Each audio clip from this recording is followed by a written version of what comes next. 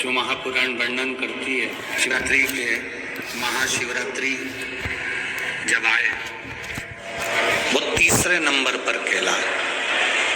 तो यदि हम हिसाब लगाएं तो जनवरी की पहली, फरवरी की दूसरी और मार्च की, आप जितने बैठकर कथा सुन रहे हो और जितने आस्था चैनल पर कथा सुन रहे हैं, जितने फेसबुक यूट्यूब पर कथा सुन रहे हैं, आप दिल से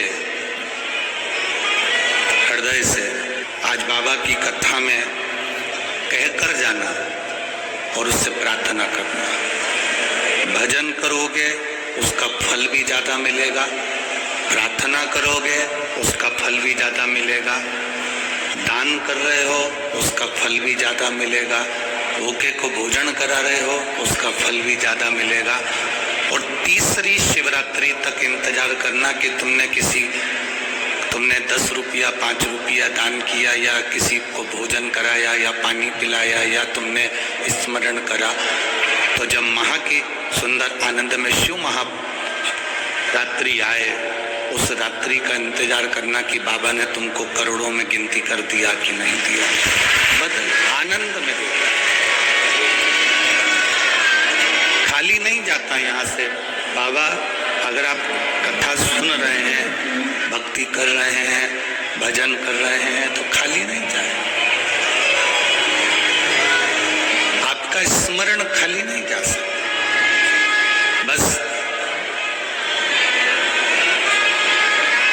जरूरी नहीं कि भक्ति का दिखावा करा जाए या भजन का दिखावा करा जाए तो भगवान प्रसन्न होगा, ना।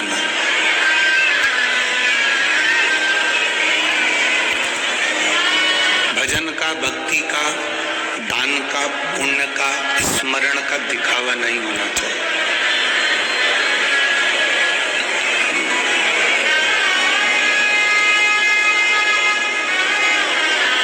किसी को मत दिखाओ कि हम कितनी भक्ति करते हैं। जैसे लक्ष्मी को तिजोरी में छुपा कर रखा जाता है,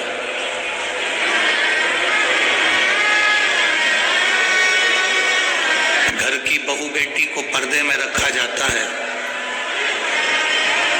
उसी तरह भगवान शंकर की भक्ति अपने दिल में छुपा कर रखो, किसी के सामने प्रस्तुत मत करो कि तुमने अपनी भक्ति कितनी करी। एक राजा नगर में भ्रमण के लिए निकला और राजा जब घूमते घूमते भ्रमण के लिए निकला तो जंगल में पहुंचा। तो जंगल में उसने क्या देखा कि एक कुटिया बनी हुई है, कोई संत उसमें बैठे होंगे, कोई अच्छा सा आश्रम दिख रहा है।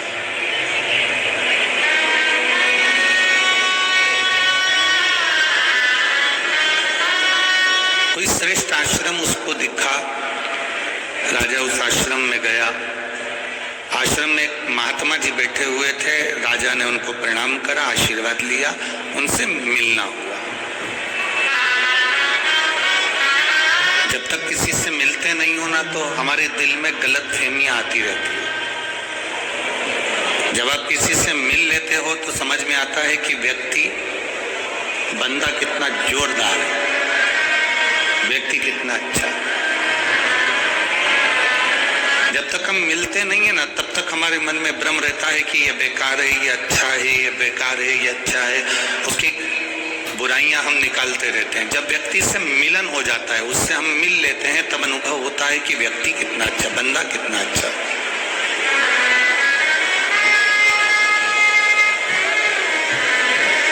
गुरु नानक देव जी ने तो अपने शिष्यों से कहा,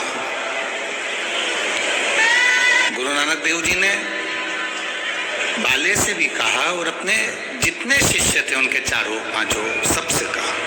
अपने दोनों पुत्रों से भी गुरु नानक देव जी ने कहा कि व्यक्ति से जब तक मिलो ना तब तक उसकी निंदा करो ना। आप पहले मिलो तो कि वो निंदा करने के लायक है कि अच्छा बोलने के लायक है। किसी ने तुम्हारे कानों में आकर कह दिया कि वो व्यक्ति बुरा है और तुम उसकी निंदा में लग गए। किसी ने तुम्हारे पास में आकर कह दिया कि वो व्यक्ति बेकार है और तुम उसकी निंदा में लग गए। ना, गुरु नानक देव जी कहते हैं कि निंदा ना करिए, गुरु नानक देव जी कहते हैं पहले, सबसे पहले उसको परखो कि वो ठीक है कि नहीं है। हम किसी को भी अपशब्द कह दें, हम किसी को भी वाणी कुछ भी कह दें, हम किसी को भी आड़ा टेढ़ा कह दें, ये श्रेष्ठता नहीं है। कहा राजा ने आश्रम देखा, संत का आश्रम था, उसमें गए, बड़ा सुंदर था। राजा ने महात्मा जी को प्रणाम कर कर कहा बाबा जी प्रणाम। बाबा जी ने कहा कौन है? कहा मैं राजा नगर का, यहाँ वन में आया हूँ, आपका आश्रम देखा था, बड़ा सुंदर लगा तो आपसे मिलने के लिए आ गया। ठीक है, अब आप आ गए हैं मिलने के लिए, आश्रम देखो, दर्शन करो, प्रसाद पाओ, फिर जाओ। राजा ने जब महात्मा जी के घर का भोजन करा, दाल एकदम पानी की तरह, रोटी एकदम मोटी मोटी, ना उसमें नमक था ना उसमें मसाला था। और राजा ने उस भोजन को ग्रहण किया तो महात्मा जी से कहा महाराज जी, इतने सारे महात्मा यहाँ रहते हैं, संत यहाँ रहते हैं, और तुम भोजन ऐसा कराते हो, ऐसा भोजन करते हो, श्रेष्ठ नहीं है। अब मैं राजघराने से, राजकोष में से आपके लिए कुछ ना कुछ भेजूंगा, आप अच्छा बनाओ, अच्छा खिलाओ, अच्छे से रहो।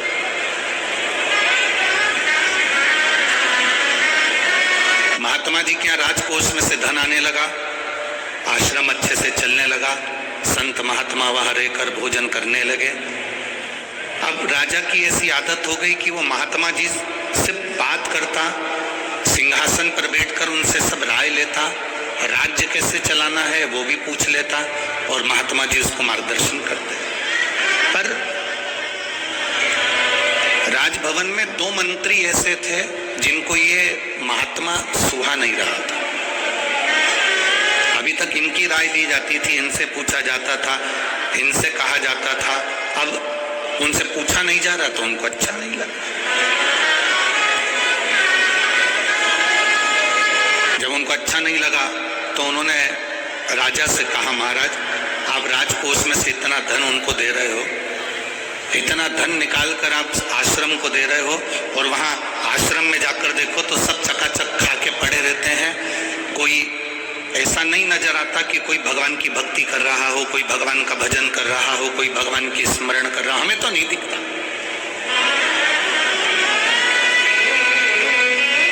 हमको ऐसा कोई नजर नहीं आ रहा।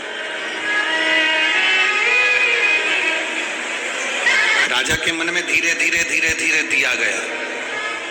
जब थोड़ी थोड़ी निंदा किसी व्यक्ति की करी जाती है तो व्यक्ति के दिल में वो बात पक्की हो जाती कि हो सकता है व्यक्ति ऐसा ही हो। ना बहू बुरी होती है ना सास बुरी होती है।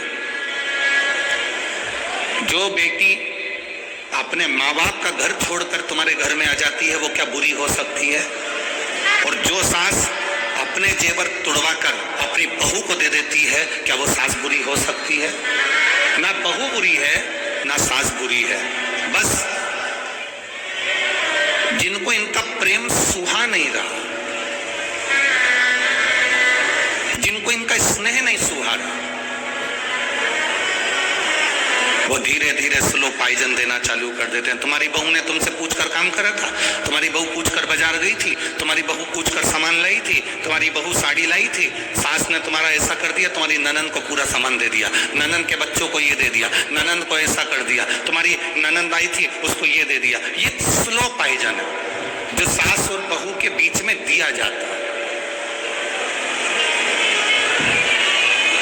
इधर आवाज नहीं आ रही है। ये स्लो पॉइजन है जो सास और बहू के बीच में दिया जाता है। अब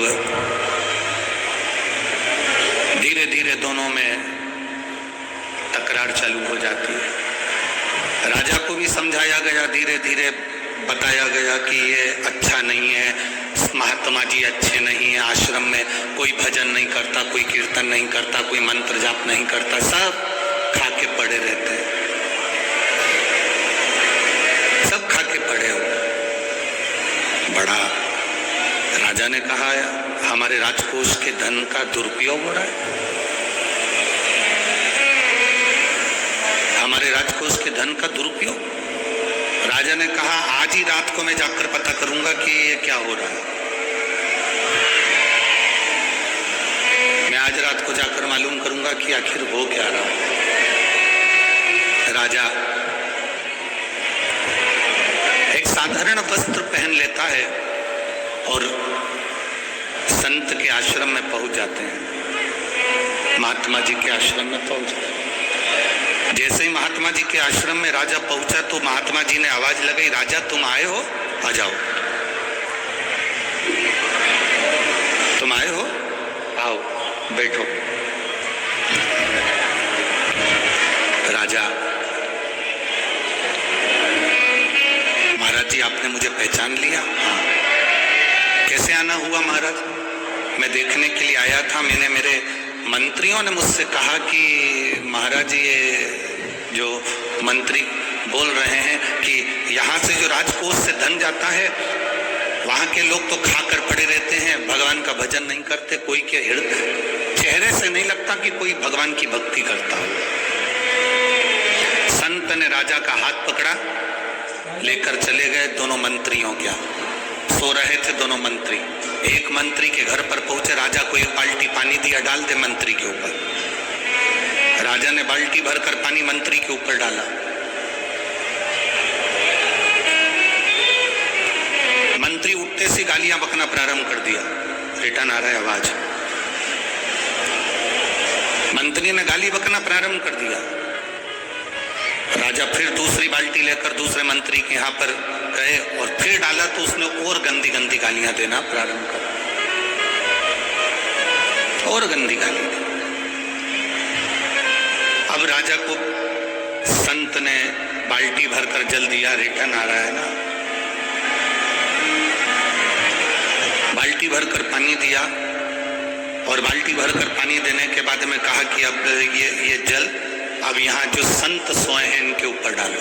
राजा ने एक बाल्टी पानी लेकर एक संत पर डाला।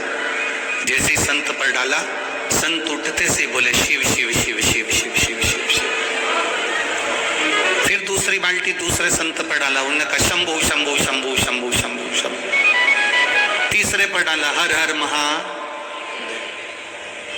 राजा गुरुजी के पास आकर बोला, गुरुदेव क्या बताना चाहते हो? गुरुजी ने कहा, देखो जिनके लिए कहा गया कि यहाँ तो सब ऐश और आराम की जिंदगी जी रहे हैं, अगर कोई संत कोई साधु तुम्हारे धन का सदुपयोग कर रहा है, भोजन कर रहा है, तो वो सो भी रहा है ना, तो उसके भीतर उसकी भक्ति शंकर के नाम का उच्चारण कर रही है। और जिसके अंदर आसक्ति और तृष्णा भरी है, उसको क्रोध, रात में सोते सोते भी क्रोध उसके अंदर भरा हुआ है। भक्ति का दिखावा नहीं होना चाहिए। हम चंदन का तिलक लगाएंगे तो हम भक्त कहलाएंगे? ना ना ना बाबा, हमारे यहाँ शिव महापुराण की कथा कहती है ये भक्ति का दिखावा नहीं। हम माला पकड़कर बैठे रहेंगे 24 घंटे तो भक्त कहलाएंगे? ना ना ना, ये भक्ति नहीं है हमारी। हर सुबह दूध और केलॉग्स, क्योंकि पेट भरा होगा तभी तो भूख लगेगी। सबसे पहले हाथ उठाने की भूख। लोग आपसे कहें कि मंदिर में जाने से पहले तुमको कपड़ा बदलना पड़ेगा, मंदिर में जाने के लिए तुम्हें इस कलर का कपड़ा पहनना पड़ेगा, तुम्हें भगवान को पाने के लिए सफेद कपड़ा पहनना पड़ेगा, तुम्हें भगवान को पाने के लिए लाल कलर का कपड़ा पहनना पड़ेगा, तुम्हें भगवान को पाने के लिए ये वाले कलर का कपड़ा पहनना पड़ेगा। तो उसको समझा देना, मेरा महादेव कपड़े बदलने से कभी प्रसन्न नहीं होता, मेरा महादेव कलेजा बदलने से प्रसन्न हो जाता है। कपड़ा बदलने से कभी परमात्मा प्रसन्न नहीं हुआ। आप जिंदगी में कितने भी कपड़े चेंज कर लो, भगवान को तुम्हारे कपड़े से कोई मतलब नहीं है। उसने तो एक कपड़ा तुम्हें देकर भेज दिया, वो कपड़ा तुम्हारा इतना जोरदार है, वो तन तुम्हारा शरीर इतना जोरदार है। भगवान ने कहा जो कपड़ा मैंने तुझे पहना कर भेजा है, बस इस कपड़े को तू मेला मत होने देना, इस कपड़े को तू गंदा मत होने देना। ये जो मैंने तुझे कपड़ा दिया है ये साधारण कपड़ा नहीं है, इसको गंदा मत होने दो। तुम जिस कपड़े को पहने रहते हो वो कपड़ा गंदा हो जाता है, कोई गंदा करके चले जाता है तो तुम्हें गुस्सा आएगा कि नहीं आएगा? चलो जाने दो, तुम यहाँ बैठे हो, कोई चाय की ट्रे लेकर आए और तुम्हारे ऊपर ढोल दे, तुम्हें गुस्सा आएगा कि नहीं आएगा? बोलो बोलो, जम के बोलो जरा। कोई शरबत लेकर आया, यहाँ पर तुम्हारे ऊपर ढोल दे, तुम्हारे कपड़े गंदे कर दे, तुम्हें गुस्सा आएगा कि नहीं आएगा? तुम्हारा कपड़ा किसी ने गंदा करा तो तुम्हें क्रोध आ गया। और तुम्हारे घर में बैठकर कोई तुम्हारा समय गंदा कर कर जाता है, बैठकर दिन भर निंदा कर कर जाता है, अपशब्द कहकर जाता है, गालियां देकर जाता है, आड़ा टेढ़ा बोल कर जाता है, निंदा पर निंदा कर कर जाता है, तुम्हारे समय को बर्बाद कर कर जाता है, तो तुम्हें क्रोध क्यों नहीं आता?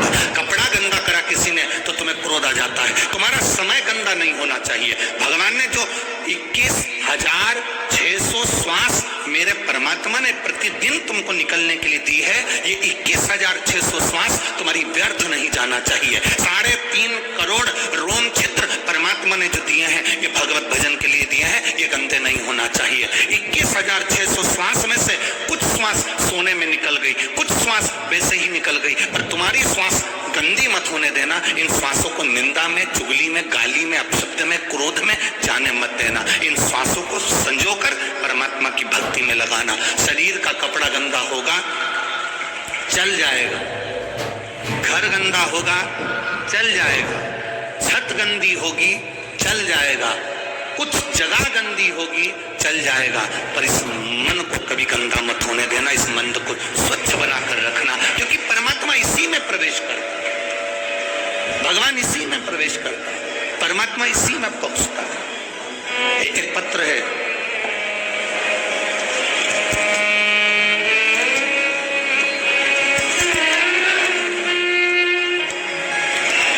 मेरा नाम अमित कुमार है, मैं अंबाला कैंट का निवासी हूं। कहीं बैठे हैं अमित जी? तो हाथ हिला सकते हैं। आप वहीं हैं? आ जाइए, आओ, आ जाओ, आ जाओ।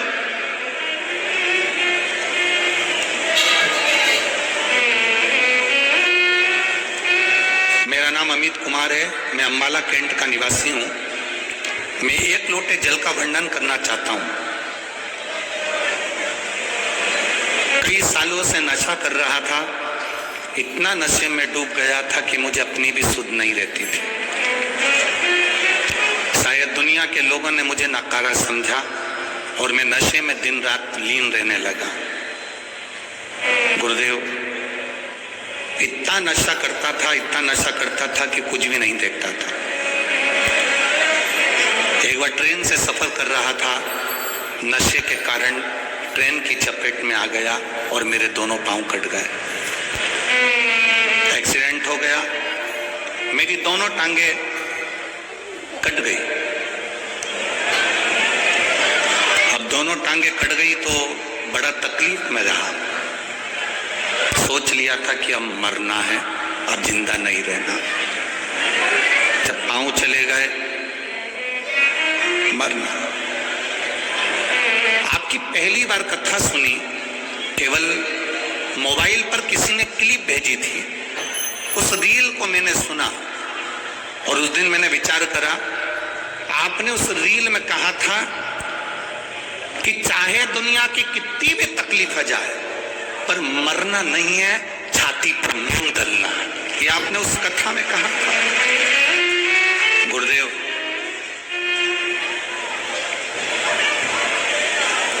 उस रील ने मेरे को बल दिया और मैंने पहली बार उसी दिन संकल्प कर लिया कि आज के बाद नशा नहीं करूंगा, और पूरा नशा छोड़ दिया। जब 24 घंटे में नशे में रहता था तो मैंने नशा छोड़ा, और अब मेरे पांव कट गए थे, तब मैं करता क्या? मैंने विचार करा कि इस शरीर को छोड़ देता हूं। पर आपने जब क्लिप में कहा, एक छोटी सी रील में आपने कहा कि मरना नहीं, कितनी भी समस्या, छाती पर मुंह दलना, पर मरना मत। तब मैंने सोच लिया कि मेरे पांव चले गए तो क्या हुआ, मैं मेहनत पूरी करूंगा। और मैंने मेहनत करी और बाबा की कृपा से आपका नाम लेकर, शिव का नाम लेकर, मैंने एक छोटी सी बुक की स्टेशनरी डाली। और बाबा का मैं क्या गुणगान करूं गुरुदेव, शिव शिव है। जब मैं नशे में रहता था मेरे पास अठन्नी नहीं थी, और मेरे पांव जाने के बाद मैंने नशा छोड़ा। और जब मैंने स्टेशनरी डाली, उस स्टेशनरी को डालने पर मेरी बेटियां दोनों उस स्टेशनरी को करने लगी। पहले तो स्टेशनरी चलती नहीं थी तो बेटियां भी रोती थी, पापा कुछ नहीं है, अब हम करें क्या। हम उनको बल देते थे, सीहोर वाला महाराज कभी झूठ नहीं कर सकता, शिव पुराण कभी झूठ नहीं कर सकती, तुम चिंता मत करो, दिल लगाओ उस स्टेशनरी में। और मैं और मेरी बेटियां जब स्टेशनरी चलाने लगी, आज बाबा की कृपा से हमको बाबा ने सब कुछ दे दिया गुरुदेव, और मैंने मरने का भी अब वो विचार छोड़ दिया। मैं बाबा को यहाँ धन्यवाद देने आया। पत्र में लिखा है, गुरुदेव मेरी जिंदगी तो कब की खत्म हो गई होती अगर ये शिव पुराण नहीं होती, मेरा जीवन पूरा चले गया। आप लंगर चलाएं ना चलाएं, आप भूखे को भोजन कराएं ना कराएं, आप प्यासे को पानी पिलाएं ना पिलाएं, आप मंदिर में जाकर 2 अगरबत्ती लगाएं ना लगाएं, आप मंदिर में जाकर दीप जलाएं ना जलाएं, पर इतना जरूर करना कि किसी के चेहरे पर प्रसन्नता आ जाए, उससे बढ़कर दुनिया की कोई रोशनी नहीं हो सकती। गुरु नानक देव जी ने अपने शिष्यों को बस यही बात सिखाई है कि सबके चेहरे पर प्रसन्नता, सब में रब नजर आने लगे, सब में सुंदरता दिखती है, सब खुश रहे। सर्वे भवन्तु सुखी सुखी।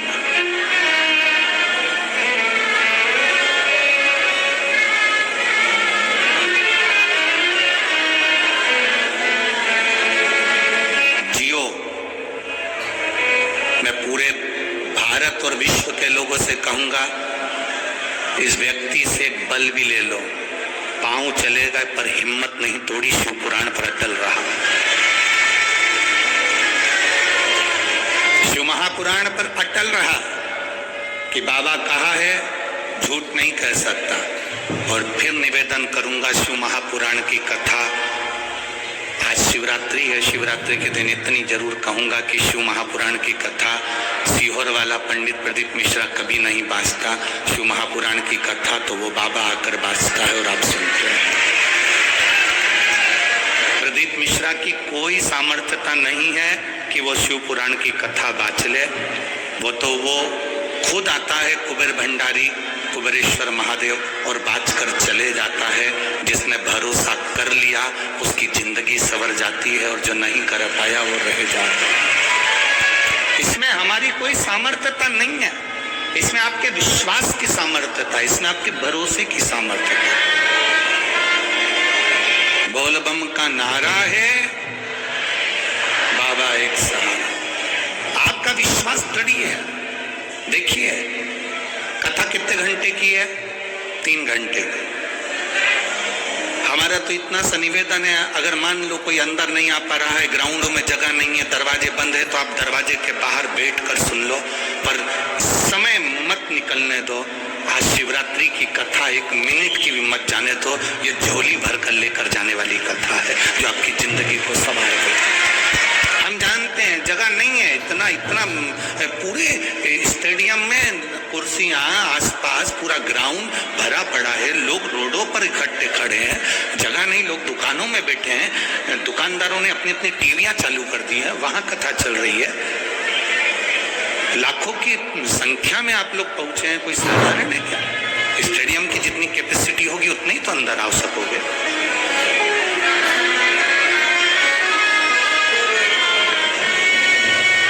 और कितनी पंजाब की प्रशासन को, पंजाब के मुख्यमंत्री जी को, यहाँ के कलेक्टर, एसपी, कमिश्नर, सबको धन्यवाद देता हूँ। बहुत सुंदर व्यवस्था आपने भटिंडा की कथा में संभाली है, बहुत सुंदर व्यवस्था। प्रशासन का एक एक बंदा दिल से सेवा कर रहा है, रोड पर खड़ा है तो भी सेवा कर रहा है, साइड में खड़ा है तो भी सेवा कर रहा है। एक एक बंदे ने बहुत दिल से सेवा करी। यहाँ की नगर निगम, नगर पालिका हो, नगर निगम हो, वहाँ के भी जो कमिश्नर आदि को, वहाँ के जो अध्यक्ष वगैरह हैं, उनको भी साधुवाद देता हूँ।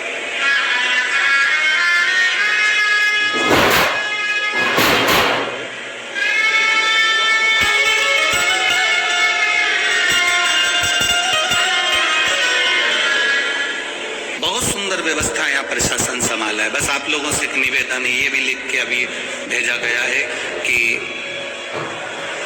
सारे स्टेडियम के बाहर बहुत ज्यादा भीड़ है, इसलिए आप लोगों से निवेदन है कि स्टेडियम के जितने गेट हैं उनके बाहर जो लोग खड़े हैं आप लोग वहीं पर बैठकर कथा का रसपान करें और आवाज़ आपके वहाँ तक आए। हम बाबा से यही प्रार्थना करते हैं। स्टेडियम के किसी भी दरवाजे पर आप कोई भी धक्का मुक्की ना करते, वहीं बैठ जाओ। कंकर शंकर है, आप शिवरात्रि की कथा सुनने आए हो। जहाँ पूरे स्टेडियम के बाहर जितने गेट हो इस स्टेडियम के, उसके बाहर जहाँ जगह हो वहाँ बैठो और पसार कर झोली बाबा से प्रार्थना करो, बाबा मुझे खाली मत भेजना। मेरे को 3 शिवरात्रि में सीहोर की कथा में जाकर बोलना है कि मेरे बाबा ने मुझे पंजाब में जो कथा सुनी थी उसमें दिया मुझे बाबा। जब मैं 7 मार्च की कथा में सीहोर पहुंचूं, 13 मार्च तक कथा सुनूं तो उसमें बाबा के सामने मेरा पत्र हो भटिंडा पंजाब का भी, और मैं कहूं बाबा से कि मैंने वहां की कथा सुनी थी और आपने कहा था गुरुजी ऐसा दान, ऐसा भजन, ऐसा पुण्य करना, वो बढ़कर मिलेगा और मुझे मिला। ये विश्वास आपके भीतर हो, एक भरोसा हम जगाएं हमारे भीतर भगवान की भक्ति का। दिखावे से दूर, सब जगह दिखावे से पंडित हो जाओ, दूर हो जाओ। हमें दिखावे से परमात्मा नहीं मिल सकता, दिखावे से कभी भगवान नहीं मिल सकता। आप कितने भी कपड़े चेंज कर लो, भगवान नहीं मिल सकता। भगवान को पाने के लिए केवल आपके भीतर विश्वास जागृत करना, भरोसा। और तेरा ही दिया मैंने खाया पिया है, तेरा शुक्रिया, तेरा शुक्रिया। मेरे बाबा ने बहुत दे दिया है, तेरा शुक्रिया, तेरा शुक्रिया। ये जायदाद दी है, औलाद दी है, मुसीबत में हर वक्त इमदाद दी है, तेरा ही दिया खाया पिया है, तेरा शुक्रिया, तेरा शुक्रिया। जो बोले सो निहाल। एक विश्वास होना चाहिए, एक भरोसा होना चाहिए, एक दृढ़ता होना चाहिए। और जब हमारे भीतर दृढ़ता हो, विश्वास हो, भरोसा हो, तो बाबा क्यों ना मिले, क्यों ना मिले। शिव महापुराण की कथा कह रही है, भगवान शंकर का संवाद कर रहा है कि राजा के सामने कह दिया, संत ने दिखावा नहीं होता भक्ति में, भक्ति में दिखावा नहीं होता, भक्ति दिखावे से दूर होती है। और भक्ति में जहां दिखावा आ जाए वो समझ लेना कि भक्ति नहीं है, वो भक्ति नहीं है। भक्ति दिखावे से दूर कर दीजिए।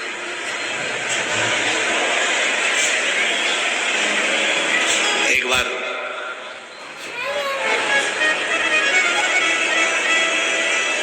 माता पार्वती भगवान शिव के साथ में बैठी हुई थी।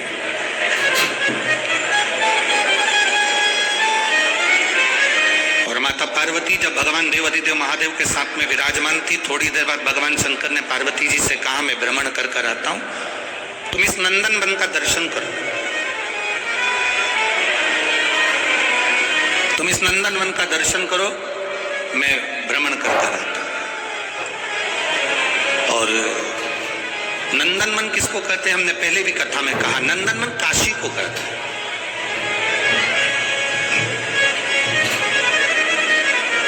नंदनवन अगर कोई बोले तो समझ लो वो काशी को कहते, काशी को कहते हैं।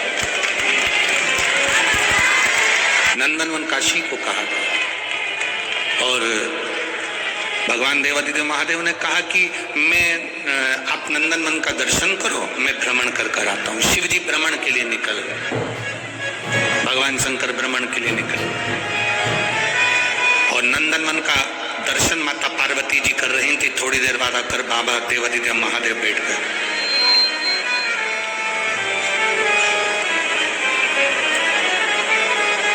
जैसे ही शिव जी बैठे पार्वती जी पीछे से आकर उनके नेत्रों को बंद कर लो। जैसे ही नेत्रों को बंद करा, नेत्र का स्पर्श माता पार्वती जी के हस्त कमल से हुआ।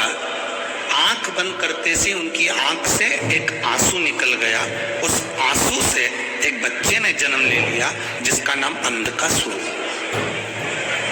क्या नाम है उसका? अंधकासुर। उस बच्चे ने जो जन्म लिया उसका नाम अंधकासुर था।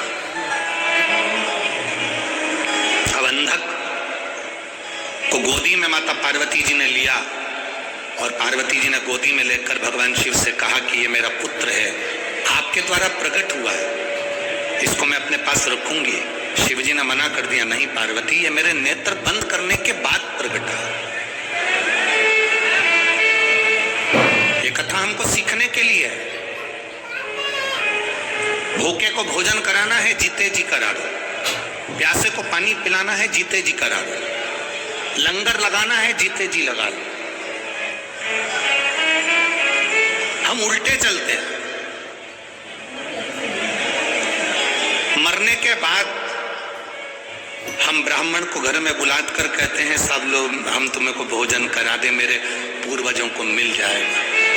शिव महापुराण की कथा कहती है, अपने जीते जी अपने हाथों से दान करते चलो, अपने जीते जी अपने हाथों से पुण्य करते चलो, तो रहे। शिव जी कह रहे हैं, मेरे नेत्र खुले होते और मैं इसको प्रकट करता तो मैं अपना पुत्र मानता, परंतु मेरे नेत्र बंद हो गए थे तब ये प्रकट हुआ, इसलिए ये मेरा पुत्र नहीं है, ये असुर है। फेंक दे इसको समुद्र में, इसको समुद्र में फेंक।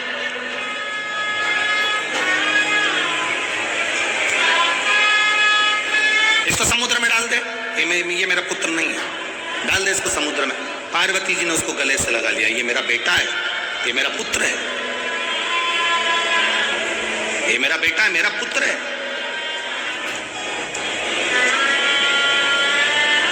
और यदि ये मेरा बेटा है और मेरा पुत्र है तो मैं इसको कैसे समुद्र में डाल सकती हूँ? मैं नहीं डाल सकती। दुनिया बड़ी विचित्र है। एक लड़का लड़की के पास बैठा था, प्रेमी प्रेमिका के पास बैठा था और बैठे हुए उससे कह रहा था,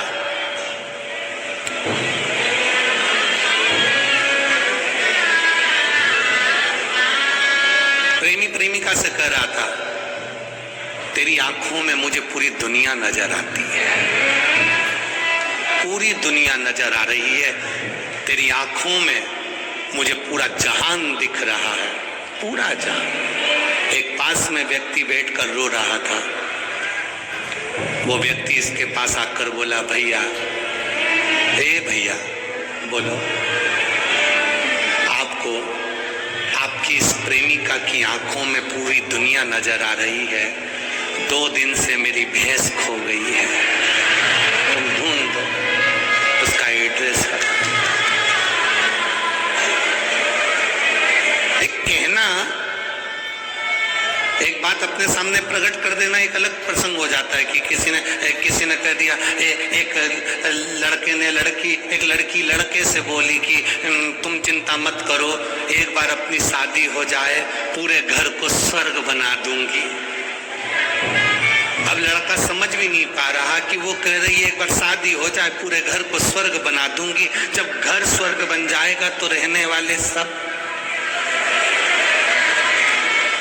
जम के तो बोलो जरा, स्वर्ग वासी, तुम एक बार बस शादी हो जाने तो मैं सारे घर को स्वर्ग बना दूंगी। इतनी बड़ी बड़ी बात लोग करते हैं, इतनी बड़ी बड़ी बातें। तुम बोलोगे जैसा, मैं पूरे घर को स्वर्ग बना दूंगी। जो कह रही है ना घर को स्वर्ग बना दूंगी, 25 मेहमान घर में आ जा, कह दो कि खिचड़ी बना दे तो नहीं बना, छोला भटूरा बना दे तो नहीं बना, और घर स्वर्ग बनाने चले। तो इतनी बड़ी बड़ी बात क्यों कहना? शिव महापुराण के अंतर्गत संत, साधु, सन्यासी, तपस्वी, साधक, उपासक, एक असली गुरु, एक साधक, एक उपासक, एक संत कभी बड़ी बात नहीं कहता। शिव महापुराण कभी बड़ी बात नहीं कहती कि शिव पुराण ने ये करा। शिव पुराण तो ये कहती है जिसने बाबा पर भरोसा करा उसका कार्य। एक पत्र है, देखिए,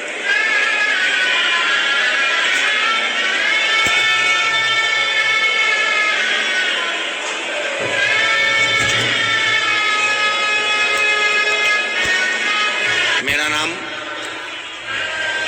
रिया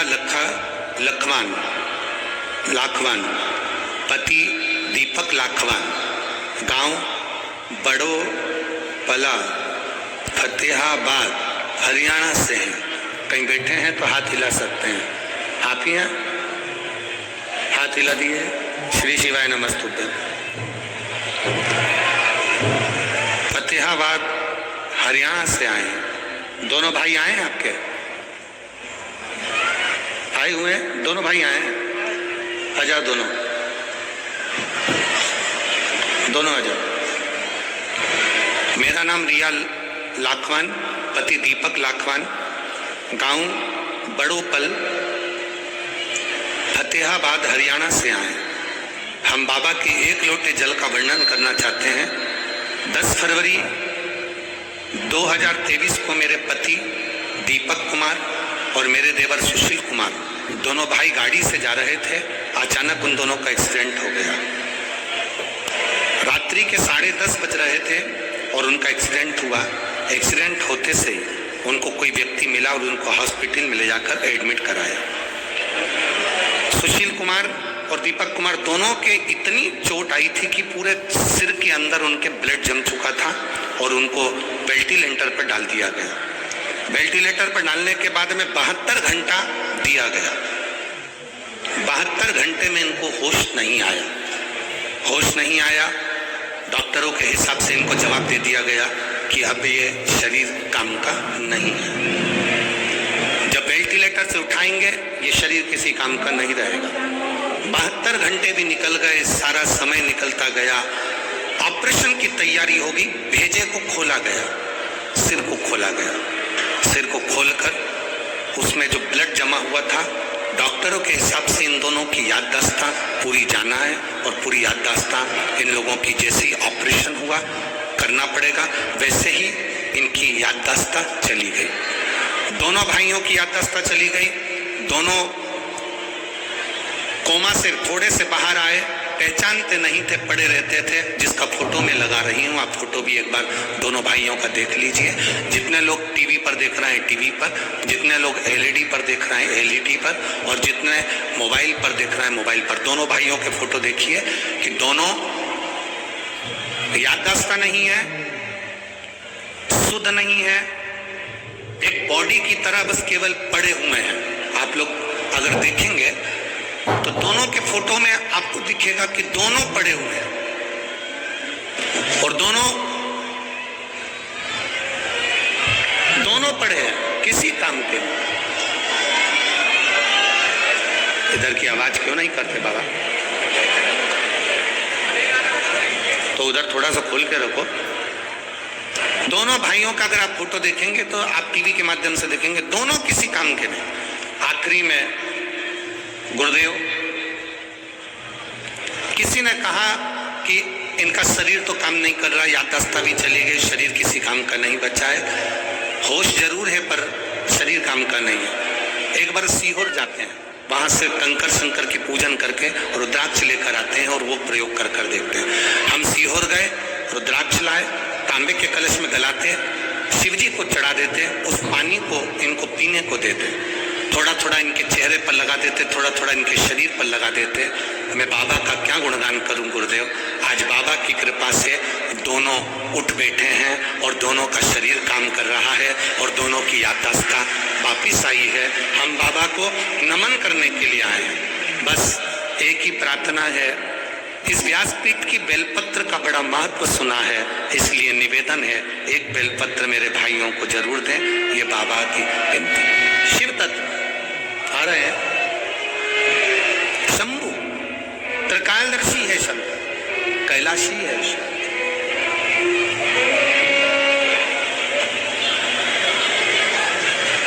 और तेरा ही दिया मैंने खाया पिया,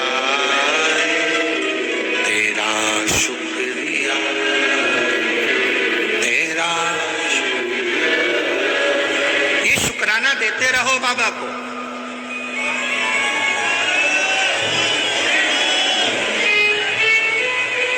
आवाज नहीं जा रही है उधर। मी तर नवीन कोलगेट स्ट्रॉंग टीथच खरेदी करते. याचं तू काय करशील? अरे हीच तर पोषण देते माझ्या कटिंग मशीनला. कट कट कटिंग करे.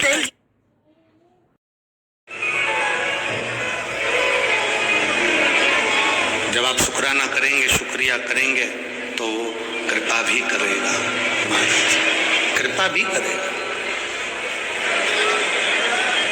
शिव तत्व कह रहा, एक विश्वास, एक भरोसा, एक दृढ़ता, ये हमारे जीवन को सार्थक बनाती है. एक विश्वास, भरोसा, दृढ़ता हमारे जीवन को सार्थक बनाती है. अब घर के 2 बेटे हैं और वो घर के दोनों बेटे दोनों व्हील चेयर पर आ जाए, शुद्ध भी नहीं, याददाश्त भी नहीं, शरीर काम भी ना करे, केवल पड़े हैं, केवल पड़े. जिंदगी का कितना बड़ा दुख होगा, कितना बड़ा. पर उन्होंने भरोसा करा, विश्वास करा, एक लोटा जल शिव जी को समर्पित करा और सारी समस्या का हल एक लोटा जल. हमसे कई लोग कहते हैं गुरुजी हम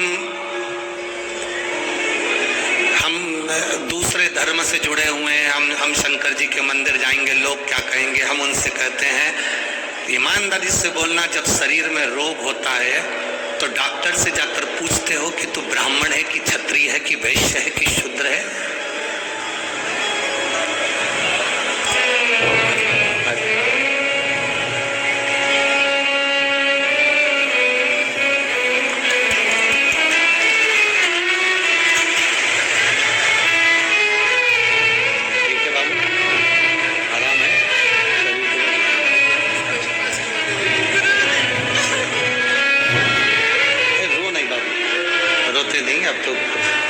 बाबा ठीक कर इसको, रोना नहीं. अब तो बाबा सब अच्छा करा है तो ये भी अच्छा है. आंसू पोंछ कर जाओ, बाबा के यहाँ ना बड़े खुश होकर जाना चाहिए. यीशु ने अच्छा कर दिया, इससे बढ़कर क्या चाहिए. शंभू जलता कर दिया है ना, उनको देना है.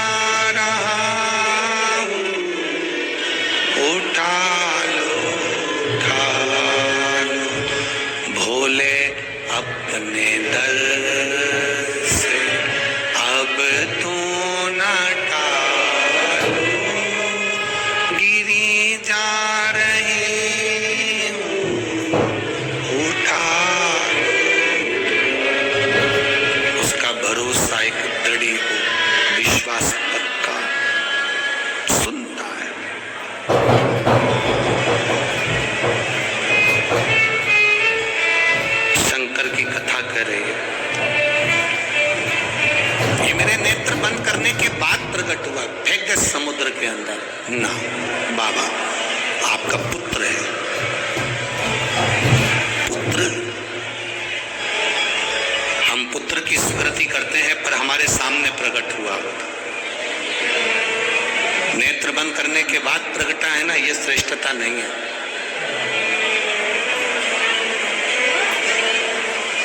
जो एक बार भगवान की एक एक अविरल भक्ति को जान जाता है वो पहचान जाता है कि शिव तत्व है क्या। आज ये पूरा स्टेडियम भरा पड़ा है, स्टेडियम के बाहर भी जितने लोग अंदर हैं उससे ज्यादा स्टेडियम के बाहर भी खड़े हुए हैं, बैठे हुए हैं। आप दिल से कथा सुन रहे हैं, शिवरात्रि का आप कथा भी सुन रहे हैं, स्मरण भी कर रहे हैं, लंगर भी चला रहे हैं, दान भी कर रहे हैं, पुण्य भी कर रहे हैं। तारीख लिख कर रखना, 7 मार्च को वापिस मिलेंगे और बताना कि बाबा ने हमको 3 शिवरात्रि पूरी होने पर हमने जो दिया था उससे अधिक दिया कि नहीं दिया।